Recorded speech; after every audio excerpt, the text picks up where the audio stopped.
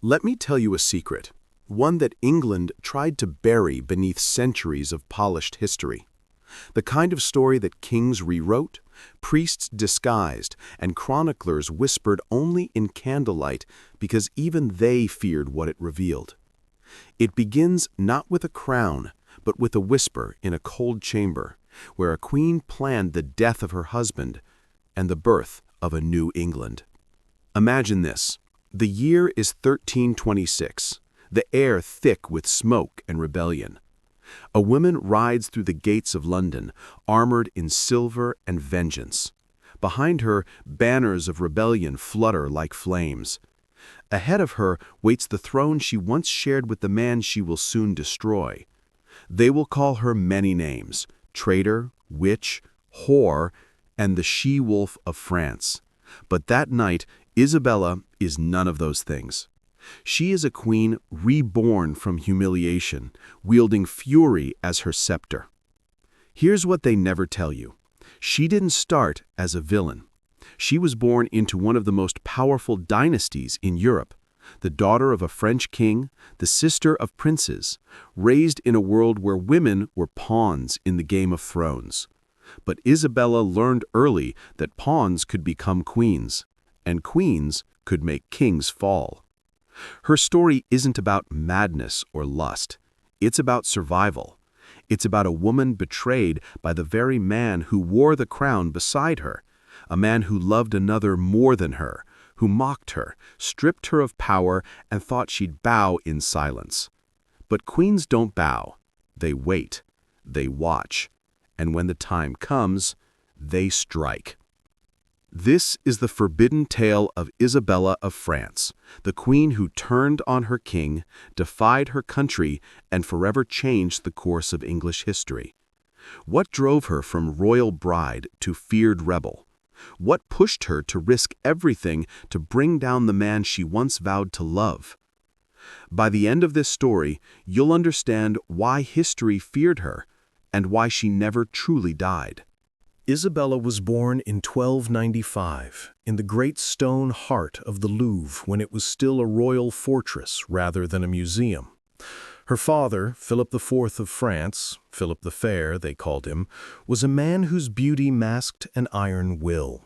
He ruled with precision, with calculation, and without mercy. To him, every alliance was a move on a chessboard, and Isabella, his only daughter, was his most valuable piece. She grew up surrounded by velvet and intrigue, the scent of incense mingling with secrets. From the priests in her father's chapel, she learned piety. From the courtiers, she learned deceit. Her childhood was one of lessons: how to smile without revealing thought, how to flatter, how to hide her fear. She watched her father orchestrate the destruction of the Knights Templar, men who had once served God and crown. She saw them dragged through the streets of Paris, their white mantles stained with ash, their leader burned alive for crimes no one truly believed. Power, her father told her that night as she watched from a balcony, belongs to those who are feared. She never forgot that. When Isabella was just 12, her father sealed her fate. A marriage was arranged with Edward II of England, a match meant to bind two rival nations and secure peace across the Channel.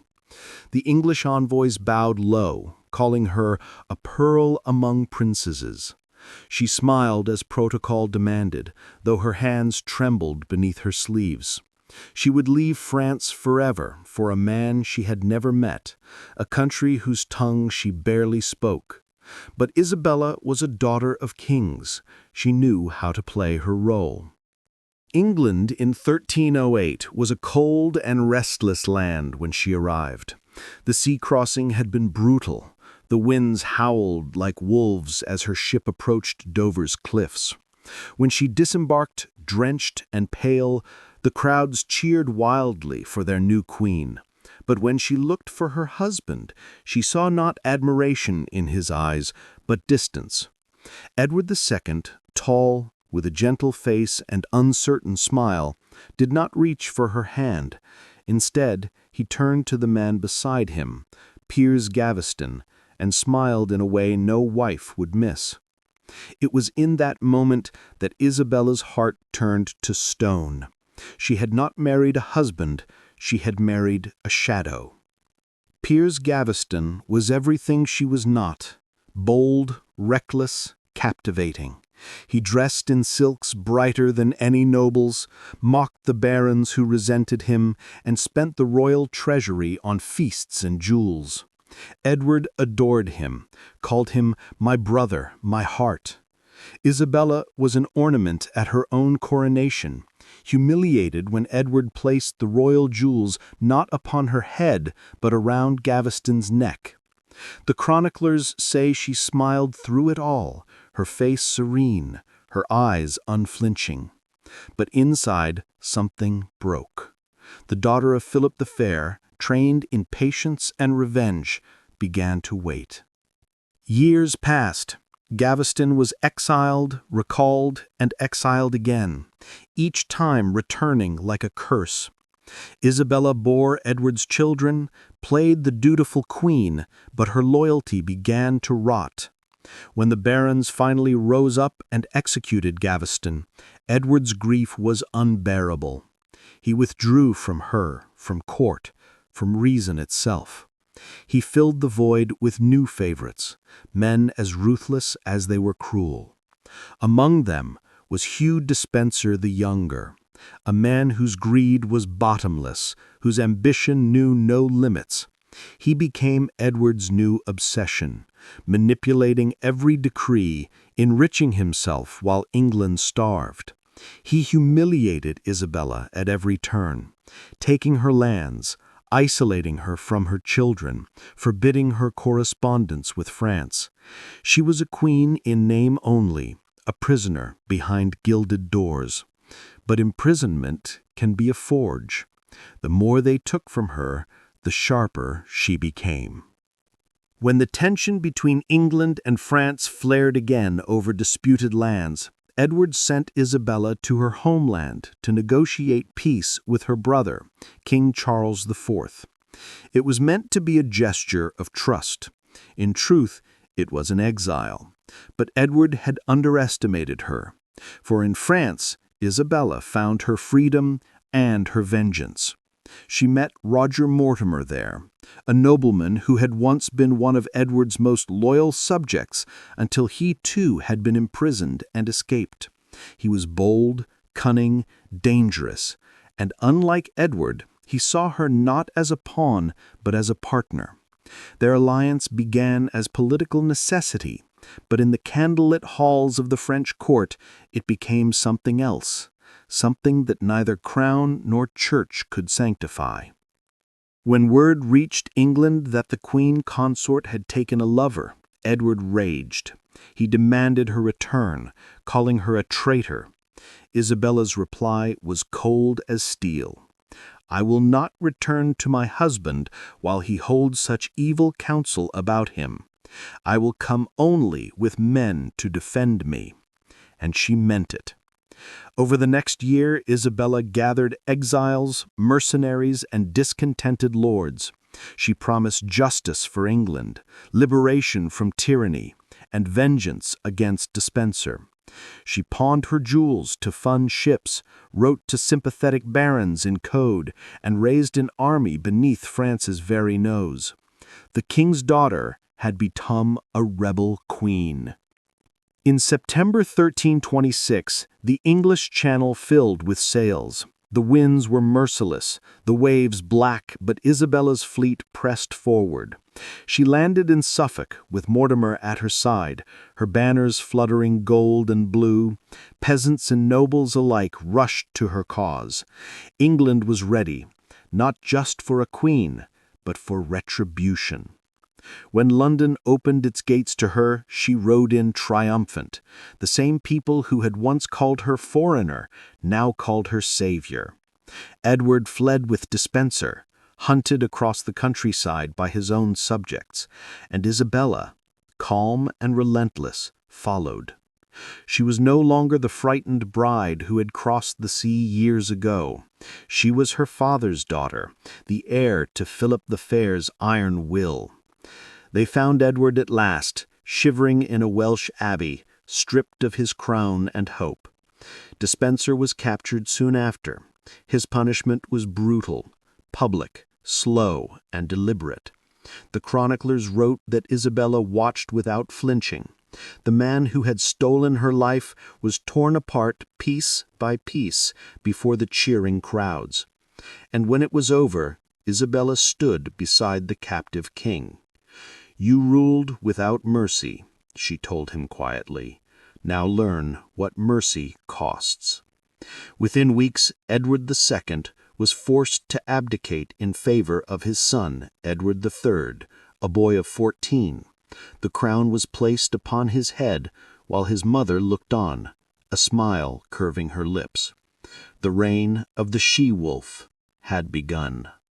The winter of 1326 settled over England like a shroud, but for Isabella it was a winter of triumph. London, once the heart of her humiliation, now bowed to her. The bells that had once rung for her wedding tolled again for her victory.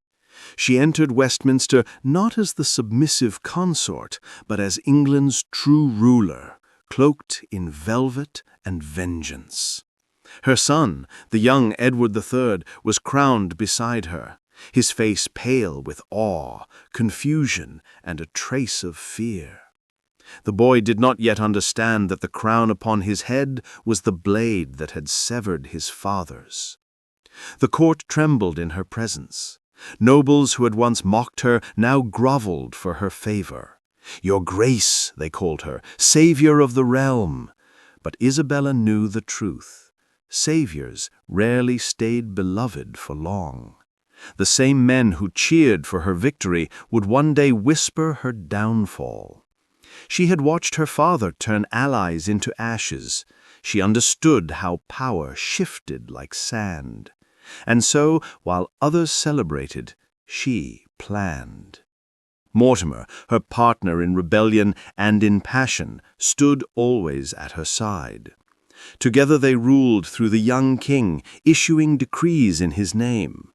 The chronicles say they were inseparable. He, the shadow behind the throne, she, the fire that lit it. Their banners hung side by side, their seals intertwined. But where Isabella saw necessity, others saw corruption. Mortimer began to forget that his strength came through her. He strutted through the halls of Westminster like a second king, his voice rising louder than hers in council. He took bribes, dispensed lands to his followers, and punished those who questioned him. When ambassadors from France or Scotland bowed before Isabella, he placed himself between them, claiming to speak on her behalf. At first, she allowed it. She had known men like him all her life, men who mistook proximity to power for possession of it. But each time he spoke over her, each time he dismissed her gaze, the daughter of Philip the Fair felt the heat of her father's blood rise within her. Still, she tolerated him, for now. Edward II, meanwhile, remained alive, imprisoned under heavy guard in the remote castle of Berkeley. His presence haunted her dreams. She saw him not as a man, but as a ghost that refused to die. Though he had abdicated, he was still a rallying cry for those who despised her. Rumors spread that factions of nobles planned to restore him, to seize her and Mortimer, to undo all she had built. The threat was real, and Isabella knew that mercy was a luxury for those without enemies. One cold February night, a messenger rode from Berkeley under the cover of darkness. By morning, the rumor had reached Westminster. Edward II was dead. No one knew how, only that it had been quick and silent. Officially, they said he died of natural causes, but whispers began almost immediately. Whispers too vivid, too specific to be lies. They said he had been murdered, a red-hot poker thrust into his body so as not to mark the skin. His screams echoed through the stone corridors until even the guards wept. Isabella never confirmed it. She never denied it. When the news reached her, she retired to her chambers, dismissed her attendants, and stood alone before the mirror. For a long time, she said nothing. Then softly, she whispered, "The king is dead." She touched her own reflection, as though testing whether she was still real. The mirror showed no guilt, no grief, but a woman who had outlived her fear. England mourned publicly, but the mourning was thin. The people were weary of kings who failed them. They wanted order, peace, justice, things Isabella promised, but few believed she could deliver. She moved swiftly to consolidate power, issuing pardons to her allies, silencing her critics with gold or exile. Yet beneath the surface, discontent began to stir again. The barons who had helped her overthrow Edward now saw Mortimer's greed, his arrogance. "We traded one tyrant for two," they muttered. Even her son, the young Edward III, began to sense the unease. He was no longer a boy, but a restless young man with the temper of his Plantagenet blood. He adored his mother, but he had begun to see how others flinched at her name. By 1328, 2 years after the rebellion, cracks in their empire began to show. France demanded tribute. Scotland, newly freed under Robert the Bruce, defied English threats. The treasury dwindled, yet Mortimer continued his extravagance. Isabella, who had once been mocked for her jewels, now found herself selling them to maintain appearances. Mortimer's enemies grew bolder and more dangerous. The moment that changed everything came in 1329. Isabella's brother, King Charles IV of France, died without a male heir. By bloodline, the closest claim passed to her son, Edward III, as the grandson of Philip IV. But the French court rejected it, arguing that no woman, not even Isabella, could transmit a royal claim. They invoked an old Frankish law that barred inheritance through the female line. The decision enraged her. She saw it not as legal quibbling, but as betrayal. "They deny me because I am a woman," she spat. "They forget who taught them to fear my father." She swore that one day her son would sit upon the throne of France, even if it took generations. That vow would later ignite the 100 Years' War, a flame lit by a queen's wounded pride. Back in England, her alliance with Mortimer grew increasingly precarious. What had begun as shared ambition had soured into suspicion. He grew jealous of her influence over Edward III, wary that the young king might turn to his mother for guidance. She, in turn, began to see how power had corrupted him, how his arrogance endangered them both. At court, whispers began anew, that Isabella was no longer the savior of England, but its seductress, that Mortimer ruled through her bed, that the she-wolf had devoured her own cub. Even her son's tutors began to hint that it was time for the boy to rule in his own right. "You owe your crown to your mother," Mortimer told Edward once, his tone half threat, half reminder. Edward's answer was a quiet, simmering glare. Then came the final mistake. In 1330, Mortimer ordered the execution of Edmund of Kent, Edward II's half-brother, for allegedly plotting to restore the late king. The charge was absurd. Edmund had been deceived by rumors that Edward II was still alive, but Mortimer saw an opportunity to eliminate another rival. Isabella begged him to show mercy, but he refused. The execution shocked England. It was one death too many, and it turned the tide.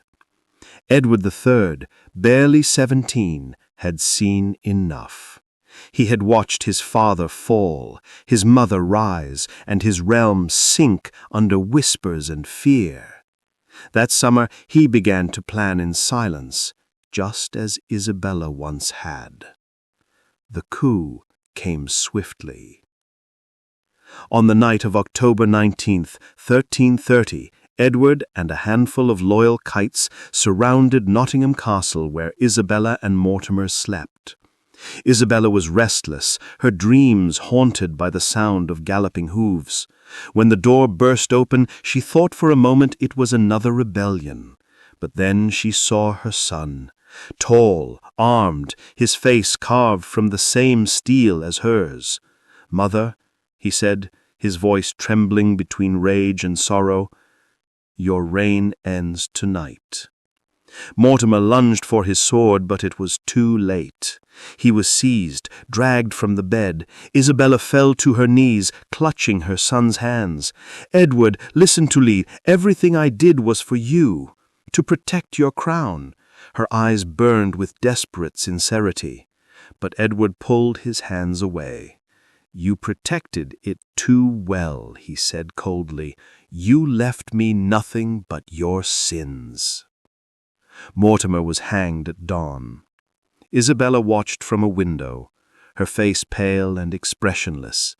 She had watched kings die before. She knew how to keep her silence. When it was over, Edward turned to her and said, "You will live, but you will live quietly." It was both mercy and punishment. Banished from court, Isabella was sent to Castle Rising, a vast, lonely fortress on England. Time, that merciless storyteller, began to smooth Isabella's crimes into legend almost as soon as her heartbeat stopped echoing through the corridors of Castle Rising. For decades after her death, the halls she had once haunted with pacing steps stood silent, save for the wind whispering through broken stone. But silence is never permanent when it comes to those who defy history. And Isabella of France, England's infamous she-wolf, refused to stay buried. The chronicles written in the years after her death were divided, venomous, and fascinating. Some painted her as a monster draped in silks, her beauty masking the heart of a serpent. Others saw her as a tragic heroine, wronged wife, betrayed queen, a woman forced to seize power in a man's world. In truth, she was both, but truth is rarely what history remembers. The pen, like the sword, belongs to the victors, and in the aftermath of her downfall, those victors were men. Edward III, her son, ruled gloriously. His reign saw victories that restored English pride and wars that stretched the empire's reach. He became the king his father never was, the king his mother had dreamed of making him. And yet the shadow of her name followed him like a ghost trailing candlelight. He rarely spoke of her, but every triumph carried the echo of her defiance. The same fire that had burned through her veins lived on in his, the ambition, the brilliance, the terrible will to rule. He might have condemned her deeds, but he could never deny her blood. As the decades passed, the chroniclers began to embellish. They imagined scenes that never happened, whispered of curses, of unnatural storms that struck London on the anniversary of her rebellion. They claimed the monks who buried her at the Grey Friars' Priory heard wolves howling outside the abbey walls all through the night, and when dawn broke, no tracks were found. "It is the she-wolf," they said. "She hunts still." "Remember Isabella," the governesses said. "She brought down a king, and in doing so destroyed herself." But in England, her story took on another shape. Among the women of the court, she became a whisper of possibility, proof that even in chains of marriage and crown, a woman could change history. The bards did not dare sing her songs openly, but they slipped her likeness into other legends: warrior maidens, queens who defied tyrants, lovers who wielded poison with grace. And then, centuries later, when England itself began to question the old order of things, when queens like Mary and Elizabeth rose to power, the story of Isabella returned like a ghost reborn in new flesh. Playwrights gave her words she never spoke. Poets gave her beauty she no longer needed. They called her the she-wolf not as an insult, but as a symbol, untamed, unbroken, dangerous in her power. But there were others who kept the darker version alive. They said her spirit roamed the corridors of Castle Rising each autumn, when the wind carried the scent of sea salt through the reeds. Visitors swore they saw a pale woman in a cloak of silver fur, her eyes glinting with cold fire. The servants told tales of footsteps echoing long after the castle gates were sealed, of a soft voice murmuring French prayers in the dead of night. A few even claimed she spoke to them. "Do you think me cruel? Do you think me wrong?" And when they turned to answer, she was gone, leaving only the faint scent of rose oil and salt water. The church, of course, condemned her memory. Sermons warned against female pride, lust, ambition. They described her as Eve reborn, a temptress who brought ruin, not just to her husband, but to the very idea of divine order. A woman who kills her king kills God's law. But even in condemnation, they kept her name alive. She became a symbol not of evil, but of forbidden power, proof of what happened when a woman refused to accept the role written for her. By the 16th century, artists had begun to resurrect her image. Painters in Paris and London competed to capture her likeness, though none had ever seen her. Some portrayed her as an ethereal beauty cloaked in melancholy, others as a cruel seductress with a dagger concealed beneath her gown. In every portrait, though, one detail remained constant: her eyes. Deep, reflective, unreadable, as if she were looking not at the painter, but at the viewer, across centuries, judging whether they feared her or understood her. And perhaps that was the heart of her legacy. Fear and understanding were the two mirrors she left behind, and every generation chose which reflection to see. During the Enlightenment, historians tried to rationalize her story. They dismissed the rumors of ghostly wolves and poisoned hearts. They wrote of political intrigue, rebellion, necessity. But even they could not resist her allure. One French philosopher described her as a woman who ruled not with armies, but with silence. Another called her the last true monarch of England before the rise of men who forgot how to tremble before a queen. The Victorians, with their hunger for scandal, rediscovered her through dust-covered manuscripts and relics. They adored her tragedy, but despised her defiance. Plays and novels recast her as a femme fatale, a woman destroyed by passion, whose downfall justified their fears of female ambition. They ignored her intelligence, her diplomacy, her courage. They saw only a cautionary tale. And yet, despite their moralizing, they could not look away. She had become timeless, a mirror for men's unease and women's longing. At the dawn of the 20th century, archaeologists uncovered fragments of the Greyfriars Priory where she had once been laid to rest. Among the ruins, they found a fragment of embroidered cloth, a delicate pattern of lilies and lions. It was fragile, faded, but still intact. The lilies for France, the lions for England. Two worlds stitched together by a woman who belonged fully to neither. When the artifact was displayed at the British Museum, visitors stopped in silence before it. Children pressed their faces to the glass, Scholars argued over whether it truly belonged to her, but the truth didn't matter. The cloth, like the legend, had survived. In the decades that followed, writers began to reclaim her voice. Feminist historians unearthed the letters she wrote during her exile, letters filled not with remorse, but with reflection. "They call me wolf," she wrote in one, "but the wolf protects her own." Her words, defiant and measured, gave her back the humanity the chronicles had stolen. And so, Isabella rose again, not as a villain nor a victim, but something far more dangerous, a woman too complex to simplify. Today, her ghost lingers not just in the ruins of Castle Rising or the echoes of old sermons, but in every story that questions who gets to hold power and at what cost. She reminds us that the price of survival, especially for women in the corridors of kings, has always been paid in whispers, blood, and memory.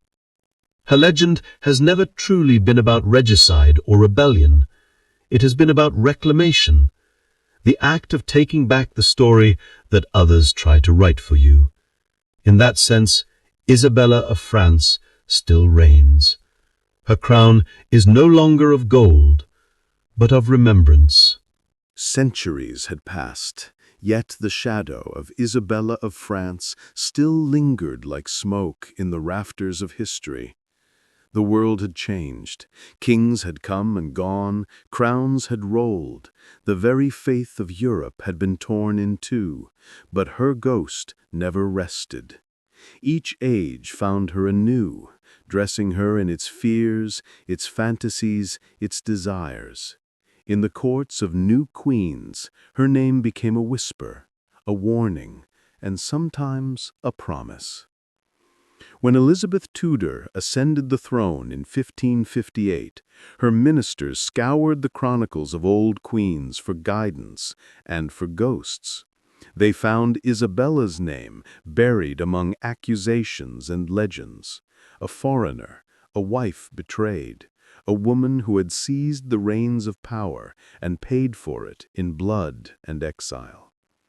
Elizabeth read those tales with the cool detachment of a scholar, but with the heartbeat of a woman who understood too well what it meant to be underestimated. "The she-wolf of France," she murmured once to Cecil, her adviser. "They meant it as an insult."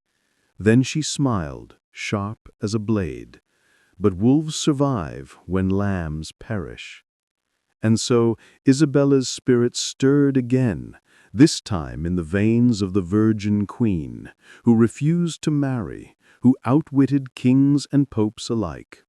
Elizabeth's courtiers saw in her the same unyielding calm that had once unnerved men at Isabella's court, that quiet certainty of command born not from arrogance, but from survival. When ambassadors complained of her pride, she replied with laughter. When rivals sought to use her gender as a weapon, she turned it into armor.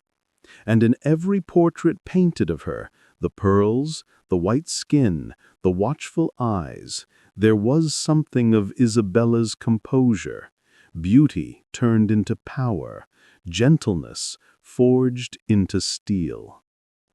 But while Elizabeth reclaimed what Isabella had been denied, the right to rule openly, without a man's shadow beside her, she could not erase the stain that history had painted upon her predecessor. In the pamphlets of the Reformation, Isabella was resurrected as a monster once more. Protestant polemicists used her story as a parable against Catholic corruption. "Beware the Jezebel of France," they warned, "for her spirit breeds treason." And so the myth shifted again, molded by politics, religion, and the endless appetite of men to turn women's rebellion into sin. Yet the poets knew better. They saw in her tragedy something divine. The Elizabethan dramatists, always hungry for danger, began weaving her essence into their heroines, queens who defied tyrants, lovers who chose death over silence. Shakespeare himself, though he never named her directly, drew upon her ghost when he wrote of Lady Macbeth's ambition, of Gertrude's guilt, of Cleopatra's defiance. She had the heart of a man in a woman's body, one contemporary wrote of Isabella, and that heart beat too loudly for her time. The 17th century brought its own queens and rebels. Henrietta Maria of France, wife to England's doomed King Charles I, was often compared to Isabella, another foreign-born queen accused of manipulation, of guiding her husband to ruin. When the English Civil War erupted, pamphleteers revived the old moniker, calling Henrietta the new she-wolf. It was an old fear dressed in new politics, the dread of women who could influence kings. They never forgive a woman who outplays them, Isabella might have whispered, if she could. And perhaps she did. For as the years rolled on, her legend began to blur the line between history and haunting. Travelers to Castle Rising spoke of strange lights flickering in its broken windows. Local peasants claimed that every October, on the anniversary of her capture, a woman's silhouette appeared on the battlements, her cloak billowing though no wind stirred. The locals called it the Queen's Lantern. Some swore they saw her walking toward the sea, her silver hair gleaming like moonlight. Others said she wept, but those who stood long enough to watch claimed the truth. She was not weeping, she was laughing, soft and cruel, as though amused by the foolishness of mortals who thought they could forget her. By the 18th century, when reason replaced superstition, and historians began to dissect the past with surgical precision, Isabella's story was picked apart like a corpse on a scholar's table. The historians debated endlessly. Was she truly guilty of her husband's death, or was it Mortimer who ordered it? Was she cruel, or simply cornered? They sought facts where her life had left only shadows. One historian wrote, "She was neither angel nor demon, but both, and that is why she endures." In salons and drawing rooms, her name became fashionable again. Playwrights staged operas about her rise and fall. Painters captured her in oils, draped in fur, eyes half shut in power or passion. One French artist painted her not at her coronation or her rebellion, but at the moment of her exile. Standing alone by the sea, her face turned toward the wind. "She looks at France, and France looks away," the painter said. That painting would hang in Versailles for nearly a century, and Marie Antoinette herself was said to have paused before it, whispering, perhaps she was right to fight. The Enlightenment, with its love of irony and tragedy, found in Isabella a perfect contradiction. She was a queen who fought tyranny, but became a tyrant, a woman who sought love, but found power instead. Philosophers used her as proof that history was not moral, only human. Voltaire, in one of his letters, called her la plus courageuse des culpables, the bravest of the guilty. And though the men of reason prided themselves on killing superstition, they could not resist her ghost. "We are all haunted by our mothers," Voltaire wrote, "France by its saints, and England by its queens." The Victorians, of course, did what Victorians always did. They wrapped her in lace and tragedy. They loved the drama of her story, the forbidden romance, the downfall. But they feared her defiance. To them she was a warning to wives, what happens when passion outweighs duty. In their novels, she appeared as the beautiful betrayer, the unfaithful queen, the heart that poisoned itself. But even their moral caution could not silence the thrill. Her name sold books, filled theaters, and stirred the imagination of readers who longed, secretly, for her courage. And through it all, the real Isabella, the strategist, the survivor, the daughter of one king and mother of another, remained somewhere beneath the layers of myth. It was as if she existed in two worlds, one of history, written in stone and Latin, and one of legend, whispered in candlelight. Every age peeled away one mask, only to place another. She was witch and saint, lover and murderer, mother and rebel, everything and nothing, depending on who held the pen. Then came the 20th century, and with it a hunger for truth over legend. Female historians, long silenced in the universities, began to dig through the archives with new eyes. They found the letters, the decrees, the political treaties signed by Isabella's hand. They read her words not as footnotes to Mortimer's ambition or Edward's folly, but as evidence of her own will. She was not mad, but methodical. She was not cruel, but cornered. Her crimes were the language of survival in a court where mercy was death, wrote biographer Agnes Strickland in 1840. The feminist scholars who followed turned her image upside down again. They called her she-wolf because they feared what she proved, that women, too, can hunt. Universities that once dismissed her as a moral curiosity began teaching her as a political genius. Her rebellion, once painted as scandal, was reinterpreted as the first female-led coup in medieval Europe. Even her so-called cruelty was understood differently. She had lived in an empire that devoured women and dared to bite back. But perhaps the greatest The story of Isabella of France did not end in her tomb, nor in the ruins of her castles.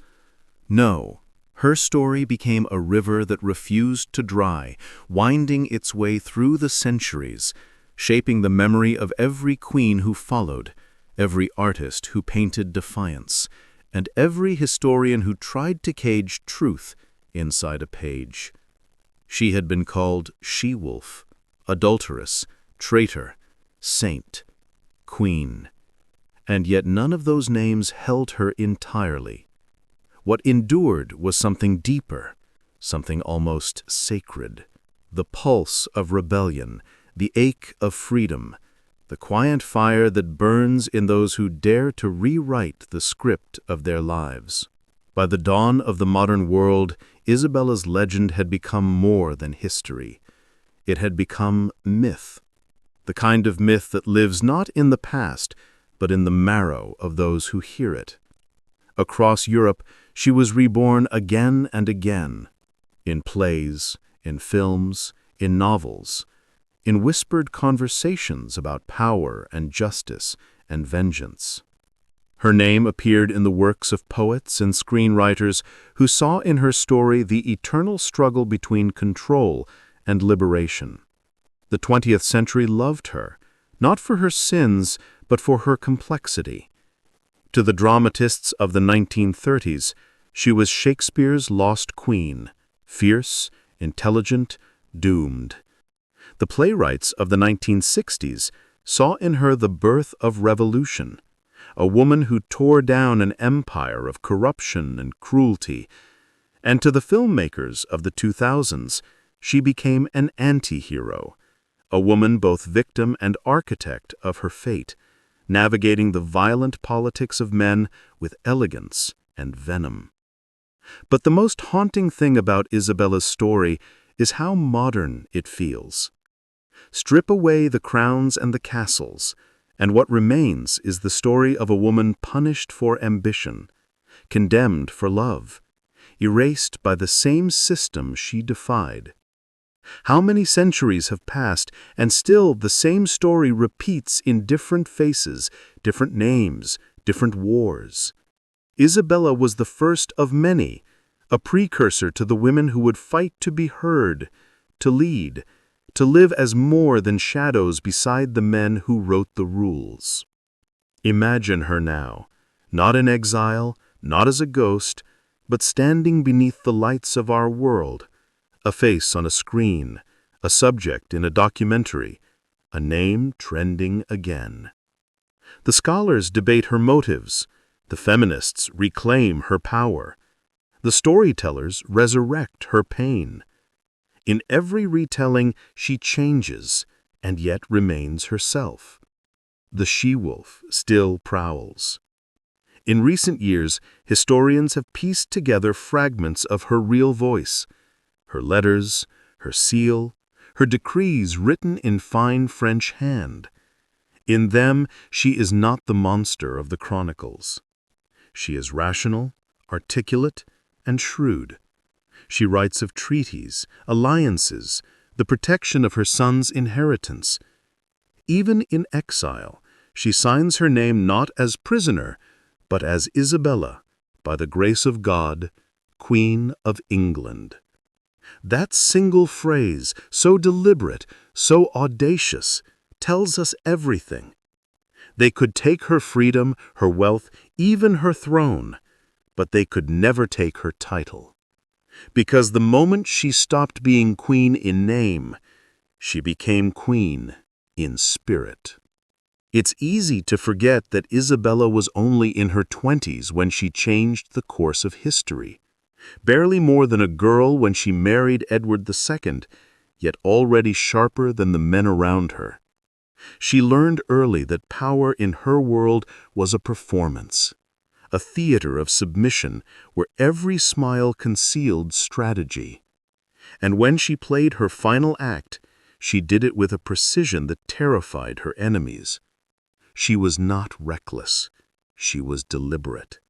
Every move, every alliance, every betrayal was survival. Modern audiences, when they see her story unfold on screen, feel a strange mixture of horror and admiration. Horror at the cruelty of her world, at the violence, the silencing, the twisted morality that forced her to weaponize love itself. But admiration, too, for her courage. Because unlike so many others, she refused to disappear quietly. And perhaps that's why her legend endures. She forces us to confront the truth that power, especially for women, is never given, only taken. That the price of freedom in any century is always written in blood. But let us not imagine her only as the rebel or the queen. Let us imagine her as a woman, flesh and breath and grief. Imagine her in her final years, walking the halls of Castle Rising, the light of dusk slanting through narrow windows. Her hands, once adorned with jewels, now tracing the rough stones of the wall. Outside, the sea murmurs its eternal song. She listens to it the way one listens to memory. Somewhere beyond that horizon lies France, her childhood, her lost father, her vanished innocence. Sometimes, in her solitude, she would speak aloud, not to herself, but to the ghosts of her past. To her father, Philippe the Fair, she might whisper, "You taught me how to rule, but not how to live." To her husband, Edward, "I loved you once, but you were a crown made of thorns." To her son, the king she made, "Forgive me if you can, but do not forget what I taught you, that mercy is a luxury of the powerful." And when the servants saw her at night, standing at the balcony, they said she looked almost serene, not broken, but eternal, as though she had outlasted time itself. Years later, when her body was laid to rest, They found a silver crucifix clasped in her hands. But those who were there swore something else too, that just before they sealed the tomb, a single white wolf appeared on the edge of the forest, watching silently, its eyes glinting like two stars in the fog. It did not run, it did not bow. It simply watched, then vanished. And though no one spoke of it again, those who witnessed it knew what they had seen. Isabella had taken her shape at last. Centuries later, that image, the wolf and the queen, would adorn paintings, book covers, films. It became a symbol not just of her, but of all who refused to be tamed. The she-wolf became the emblem of defiance, the heartbeat of forgotten queens. Artists carved her likeness in marble, writers gave her new words, historians gave her justice.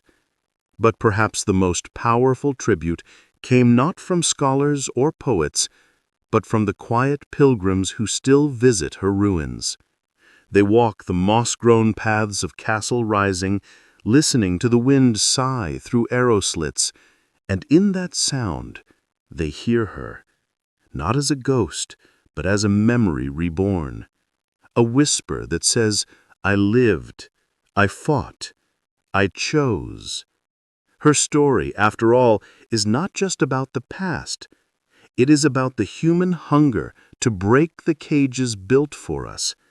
It is about the danger and beauty of ambition, the peril of loving freedom more than safety. And it is about how the world always fears the woman who knows her own power.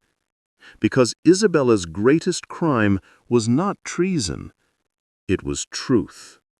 She saw the lies that held her world together and dared to tear them apart. And though history tried to bury her beneath shame and slander, she rose again, not in flesh, but in legacy. Now, when historians speak her name, they do so with awe.